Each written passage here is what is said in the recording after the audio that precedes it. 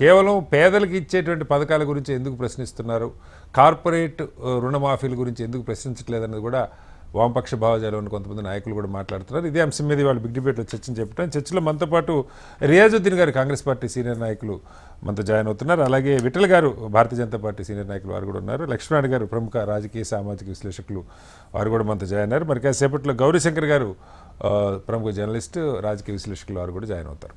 ముందుగా లక్ష్మణ్ గారు నమస్కారం.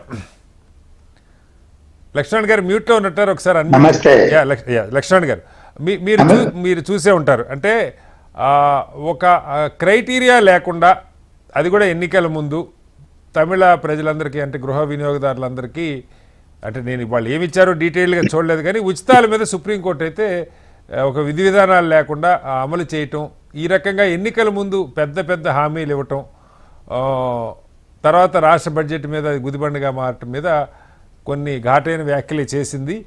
చాలా సందర్భాల్లో సుప్రీంకోర్టు ఈ మాటలు మాట్లాడుతున్నారు కానీ తీర్పులో అది పెద్దగా రిఫ్లెక్ట్ కావట్లేదు.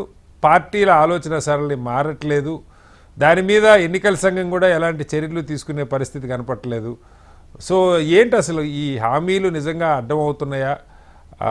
గెలుపే లక్ష్యంగా అంటే తాయిలాలు సంక్షేమం రెండింటిని కలగలుపుతున్నారా? ఎలా అర్థం చేసుకోవాలి?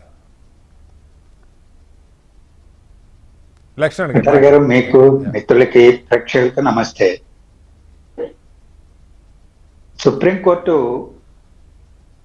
ఇప్పుడే కాదు, గతంలో కూడా ఈ ఉచిత పథకాల పైన ప్రజా ప్రయోజనాల కేసులు దాఖలైనటువంటి సందర్భంలోనూ ఇతర సందర్భాల్లో కూడా వ్యాఖ్యలు చేస్తూ ఉన్నారు. అదే సందర్భంలో భారత రాజ్యాంగం రాజకీయ పార్టీలకు కల్పించినటువంటి హక్కులని పరిగణలోకి తీసుకొని ఆదేశించడం సాధ్యం కాదు.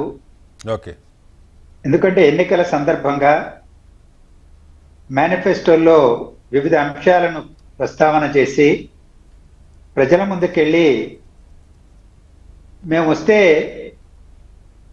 రాజ్యాంగబద్ధంగా ప్రజాస్వామ్యయుతంగా ఏమేమి చేస్తాము, ఆర్థిక అభివృద్ధికి సామాజిక అభివృద్ధికి అనే వాగ్దానాలు చేసేటువంటి హక్కు రాజకీయ పార్టీలకు ఉన్నది కాబట్టి వాటిని ఆదేశించలేము అనేది ఇప్పుడు కూడా ఆ తరహా వ్యాఖ్య జోడించడం జరిగింది. కానీ ఇప్పుడు సంక్షేమం రాజ్యాంగబద్ధం, పౌరుల యొక్క హక్కు. కానీ వాటిని వెలితరలు వేయించి ఎన్నికల్లో అధికారాన్ని చెరపట్టడానికి ఇష్టారాజ్యంగా వాగ్దానాలు చేస్తున్నారు. కేంద్ర ప్రభుత్వం కానీ రాష్ట్ర ప్రభుత్వాలు ఎవరైనా సరే వార్షిక బడ్జెట్ ఎంత, లేదా వాళ్ళు పరిపాలనకు వస్తే అధికారంలోకి వస్తే 5 సంవత్సరాల కాలంలో ఎంత ఆదాయం సమకూరుతుంది, రాష్ట్రాలకైతే రాష్ట్రాలు, కేంద్రం అయితే కేంద్రం, దాన్ని దృష్టిలో పెట్టుకుని ఒక జవాబుదారీతనంతో ఆరోగ్యకరమైనటువంటి ఆర్థిక వ్యవస్థ నిర్మించేటువంటి దాంట్లో భాగంగా ప్రజా సంక్షేమానికి ఏ మేరకు నిధులు వెచ్చించగలం, దాన్ని కులబద్ధగా తీసుకొని ఒక బాధ్యతాయుతంగా రాజకీయ పార్టీలు ఆలోచించి ముందుగానే వాళ్ళు ఇచ్చే హామీలకు అయ్యే ఖర్చులను కూడా మదింపు వేసుకొని వాగ్దానాలు చేయడం ఆరోగ్యకరమైనటువంటి ప్రజాస్వామ్య వ్యవస్థలో మంచిది. కానీ ఇవాళ సామాజిక భద్రత వేరు, సంక్షేమం, ఉచిత పథకాలు అంటే ప్రజాకర్షక పథకాలు, రకరకాల అర్థాలు నిర్వచనాలు వీటికి ఉన్నాయి.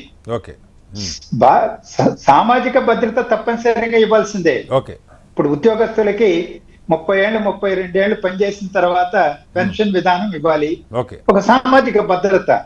అలాగే రైతులు జీవిత కాలం పనిచేస్తారు, భారతదేశానికి ఆహారాన్ని అందిస్తారు.